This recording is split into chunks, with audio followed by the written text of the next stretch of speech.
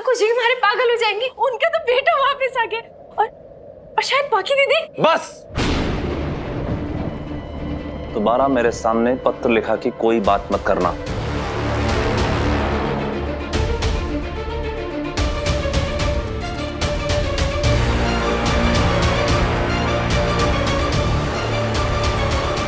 जीवा, तुझसे अकेले में कुछ बात करनी जरूरी बात है यार। कुछ बातें हैं जो तुझे बतानी है, कुछ चीजें हैं जो तुझे समझानी है। प्लीज मेरी बात सुन ले। जो बात सुननी थी मैं सुन चुका हूं।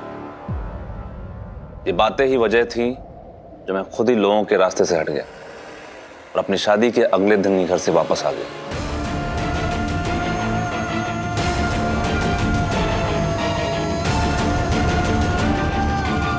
अपने आप को रास्ते से हटा दिया मतलब? जीवा, तेरा मतलब है कि तू मेरी वजह से घर छोड़कर चला गया था? नहीं, वजह तो मेरी बुरी किस्मत है विराट। मेरे साथ जो कुछ भी हुआ ना, मैंने उसे अपनी नसीब का लिखा समझकर मान लिया। इसीलिए अपनी पुरानी जिंदगी को पीछे छोड़कर मैं आगे बढ़ गया।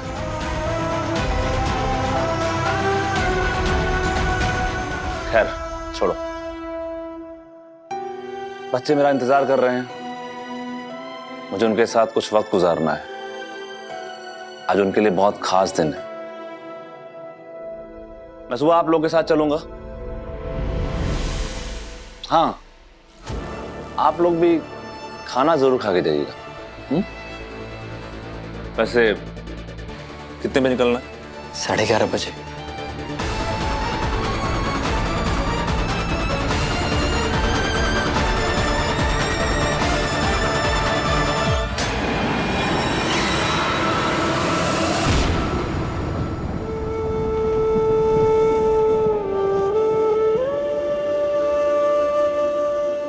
यार सनी, हमेशा मेरे साथ ऐसा क्यों होता है कि जो मेरे दिल के करीब होते हैं वही मुझे गलत समझते हैं? क्यों भाई? हमेशा किस्मत पे इल्जाम नहीं डालना चाहिए विराट सर। कर्म भी कोई चीज होती है और अपने हर कर्म का फल हमें यही भोगना पड़ता है।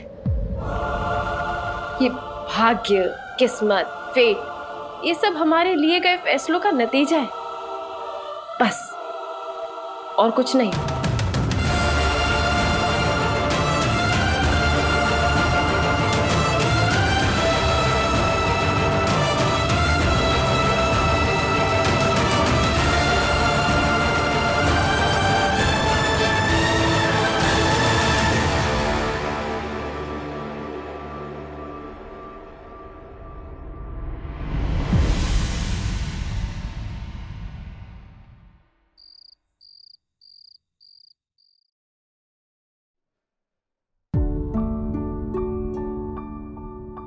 क्या हुआ? मुंह क्यों लटकाए हुआ है? आप अपने भाई के लौट के आने से खुश नहीं है? कुछ भी बोलने से पहले जरा सा भी सोचती हो तुम? थोड़ा सा भी? मुझे तो ऐसा लग रहा है कि तुमने अपने सोचने की काबिलियत ही खो दी है, क्योंकि जो कोई भी सोच समझ कर बोलता है ना, वैसा बोल ही नहीं सकता है। मैंने ना अपने सोचने की काबिलियत नहीं खोई है। हाँ, आप में सच सुनने की ताकत ही नहीं है, क्योंकि मैं तो वही बोलती हूँ जो सामने दिखता है। और जब से आप सम्राट दादा से मिलकर आए हैं, आपका मुंह उतरा हुआ है। और जब से सम्राट दादा ने आपकी बात सुनने से मना कर दिया, आपसे बात करने से मना कर दिया, आप अजीब सा बिहेव कर रहे हैं।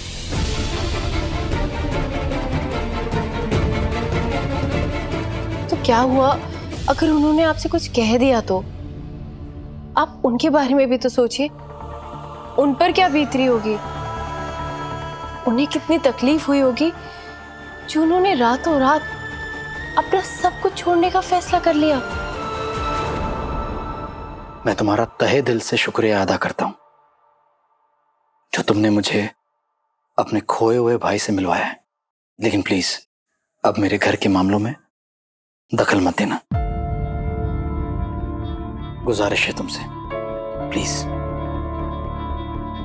सही बात है, मैं आपके घर के मामलों में क्यों बोलूंगी? मैं उस परिवार का हिस्सा थोड़ी ना हूं। मैं तो बाहर वाली हूं जो सिर्फ उस घर में रह रही है। तो मुझे कभी समझ नहीं पाओगी, सही, कभी नहीं। मुझे ऐसा लगता था कि मेरे फैसले, मेरी बातें तुम्हें समझाना ये मेरी जिम्मेदारी है।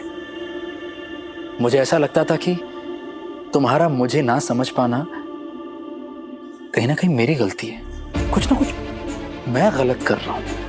लेकिन अब मुझे समझ आ गया है कि मैं कितनी भी कोशिश कर लूं तुम मुझे गलत ही समझोगी।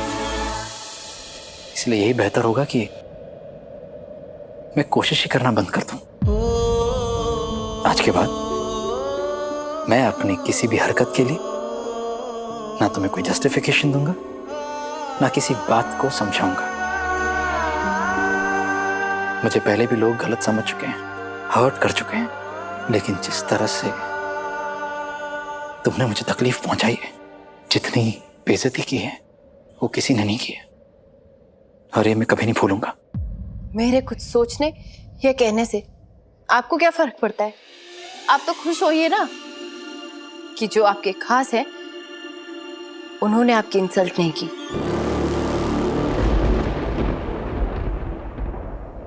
जो लोग आपके खास होते हैं वो कभी आपकी इंसल्ट करते ही नहीं है। तुम मेरी बेइज्जती इसलिए करती हो क्योंकि मैं तुम्हारे लिए कोई हूं ही नहीं। I am nobody to you. हाँ, तो मैं भी आपके लिए कोई नहीं हूं। और ये क्या बेइज्जती, क्या बेइज्जती लगा रखा है आपने? मैं होती कौन हूं आपकी बेइज्जती करने वाली? सिर्फ एक लड़की जो अभी आपके घर में रह रही है, कल पता नहीं कहाँ होगी। मैं आज में जीने वाला इंसान हूं, सही। कल तुम कहां होगी वो तुम्हें पता होगा, लेकिन मैं इतना जानता हूं कि तुम आज मेरे सामने खड़ी हो और तुमने मेरी इंसल्ट की है। कौन सी इंसल्ट, कैसे की है? प्लीज बताइए ना, मुझे भी जानना है कैसे की है आपकी इंसल्ट। तुम्हारे किसी भी सवाल का जवाब देने में मुझे कोई इंटरेस्ट नहीं है। अगर मैं जवाब दे भी दूं ना, समझा भी दूं, तब भी तुम समझोगी नहीं, क्योंकि तुम में उतनी भी मैच्योरिटी नहीं है। नहीं विराट सिंह, आप ऐसे मुझ पर इल्जाम लगा के बात अधूरी नहीं छोड़ सकते। आप मेरे बिहेवियर से अपसेट है ना, लेकिन उसके पीछे की वजह, उसके बारे में बात करिए ना। आप मुझे एक झूठे रिश्ते की एनिवर्सरी मनाने के लिए यहां लाए ही क्यों? क्यों? जबकि आप खुद जानते हैं कि आपका और मेरा कोई रिश्ता ही नहीं है, सिर्फ एक डील है, सिर्फ एक डील।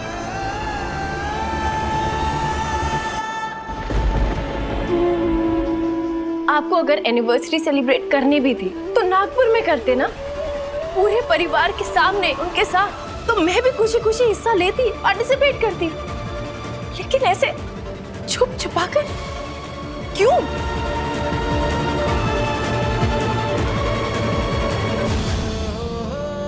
और आपने इस प्लान में किसको शामिल किया?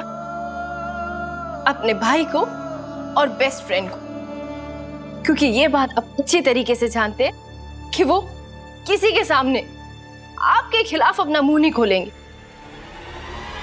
बाकी दीदी को कुछ नहीं बोलेंगे, है ना?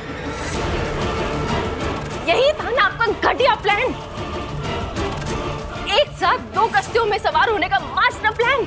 बस सही, इनफ।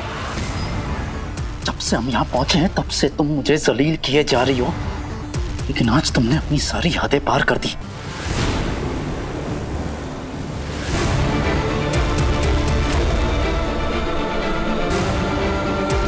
छोड़िए विराट सर, दर्द हो रहा है।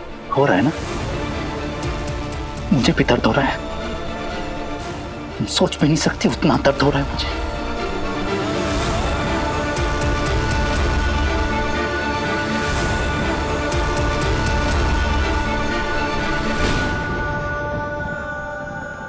मैं बेवकूफ नहीं हूं मिस्टर विराट चौहान, और मैं ना समझ होने का नाटक भी नहीं कर सकती। आपको इतना गुस्सा क्यों आ रहा है? इसलिए क्योंकि आपका प्लान फ्लॉप हो गया, या फिर इसलिए कि सम्राट दादा घर वापस लौट कर आ रहे हैं? बहुत ज्यादा बोल रही हो तुम, सही अच्छे से जानती हो तुम मैं अपने भाई, अपने जीवा को कितना मिस कर रहा था। उसकी एक झलक देखने के लिए तड़प रहा था। हर रोज उसके लौटने की दुआएं कर रहा था मैं। तो फिर आप खुश नजर क्यों नहीं आ रहे? हाँ, अपने भाई के लौटने से आप खुश नजर क्यों नहीं आ रहे विराट सर? इसलिए क्योंकि उन्होंने जो कुछ भी आपसे कहा, आपको वो सुनने की उम्मीद नहीं थी। सम्राट दादा को आपके और पाखी दीदी के बारे में सब कुछ पता था, और उन्होंने अपने जज्बातों को संभाल कर रखा। और वो जो कुछ भी इनडायरेक्टली कह रहे थे ना, मुझे सब कुछ समझ आ रहा था। लेकिन क्या आपको समझ नहीं आ रहा था उनके शब्दों के पीछे का दर्द? या फिर आप जानबूझकर अनजान बनना चाहते हैं? हाँ? पता है विराट सर, इस मामले में ना पाखी दीदी बिल्कुल ठीक है। जो उनके दिल में है वही उनकी जबान पर। तभी तो लोगों की नजरों में गलत साबित हो जाती है।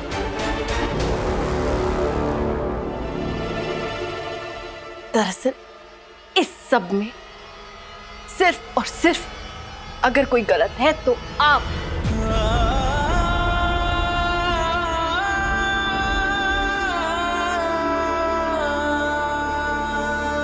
पाखी दीदी या मैं,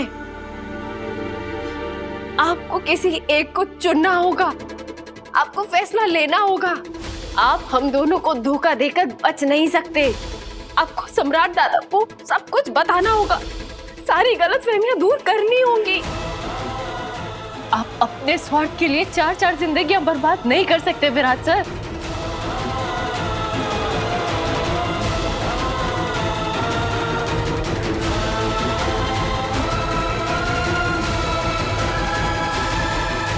तुमने अभी जो कुछ भी कहा मेरे जहन में छप चुका है, हमेशा हमेशा के लिए, और मैं ये कभी भूलूंगा नहीं। मुझे अच्छे से पता है कि अब मुझे करना क्या है। सही, मैं तुम्हें अपना ऐसा चेहरा दिखाऊंगा जो तुमने आज तक नहीं देखा है। ये मेरा वादा है तुमसे। आप वादा मत कीजिए, क्योंकि उन्हें निभाना आपकी बस की बात नहीं है। ये वहम भी तुम्हारा दूर कर दूंगा मैं। एक और बात, आगे से मेरे घर के मामलों में प्लीज दखल मत देना। आज तक जो तुमने कह दिया, कर दिया, बहुत है, लेकिन अब और नहीं। भूल चूक माफ। दखल मत देना मतलब? मुझे लगा तुम समझदार हो, समझ जाओगी। कोई बात नहीं, फिर से दोहरा देता हूं। आज के बाद मेरे किसी भी पर्सनल मैटर में, मेरी पर्सनल लाइफ में इंटरफेयर मत करना, अनजाने में भी नहीं। क्योंकि आज से, अभी से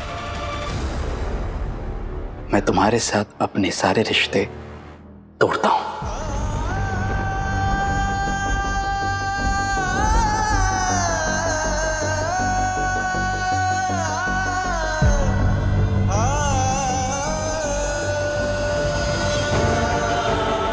हमारे बीच ये रिश्ता, या जो भी था या नहीं था, या जो भी बचा था वो हमेशा हमेशा के लिए खत्म करता हूं। तुम्हारे और मेरे बीच अब कोई नाता नहीं है।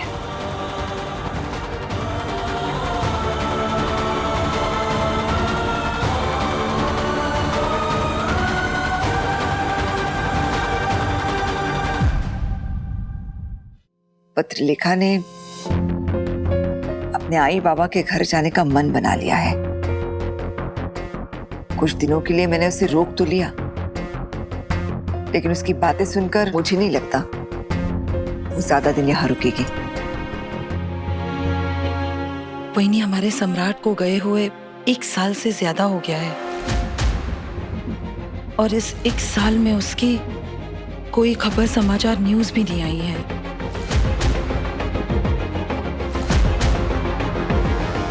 कहना तो नहीं चाहिए लेकिन अब उसके लौटने की कोई उम्मीद भी। वही आप पत्रलेखा के नजरिए से सोचिए ना, वो कुछ गलत नहीं कर रही है। गलत सिर्फ मैं हूँ इस घर में, बाकी बहुओं की तो इतनी कदर है, इतनी इज्जत है इस घर में, और मेरी पत्रलेखा भाभी तो वैसे ही सबकी फेवरेट है हमेशा से। और अब तो सई भाभी को भी स्पेशल ट्रीटमेंट मिलने लग गई। यही तो किसी को कोई चिंता फिक्र है ही नहीं इस घर में। करिश्मा, आता तुला काय झालं? क्यों बडबड कर रही है?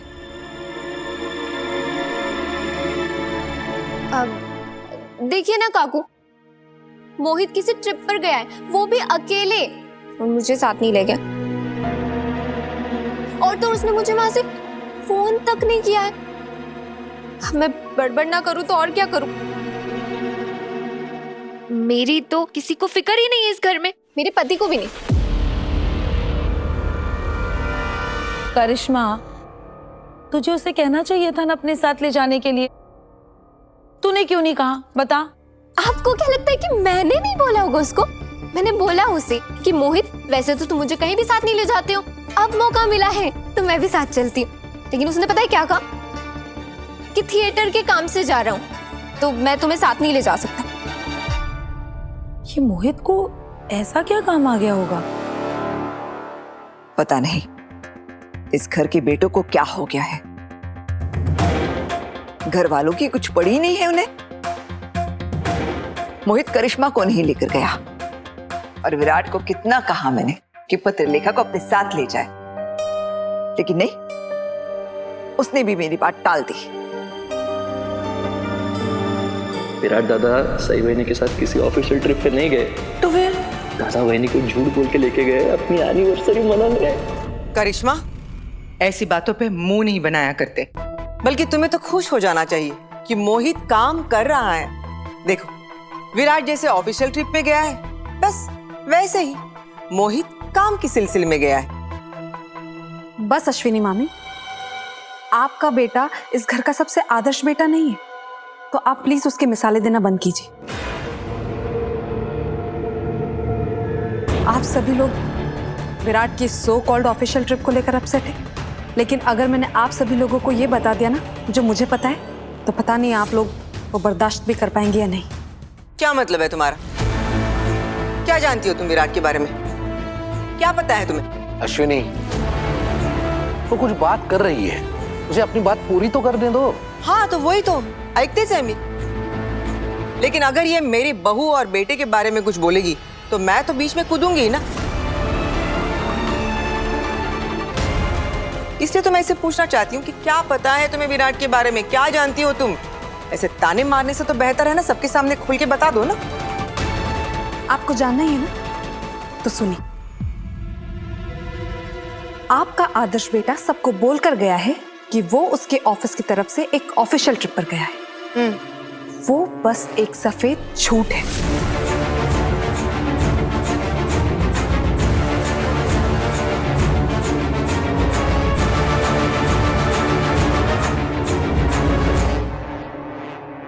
मेरा बेटा कभी झूठ नहीं बोलेगा। नॉर्मली विराट झूठ नहीं बोलता होगा अश्विनी मामी, लेकिन जब उसकी बीवी सही किसी बात में इन्वॉल्व होती है ना, तो कुछ भी हो सकता है।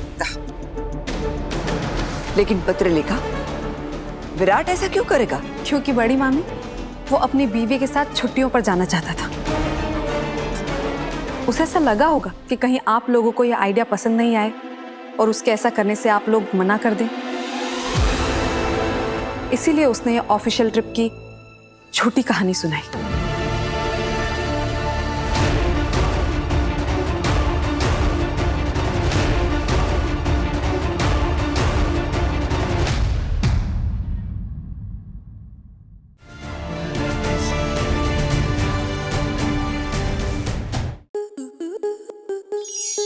To enjoy more such amazing videos, subscribe to our YouTube channel.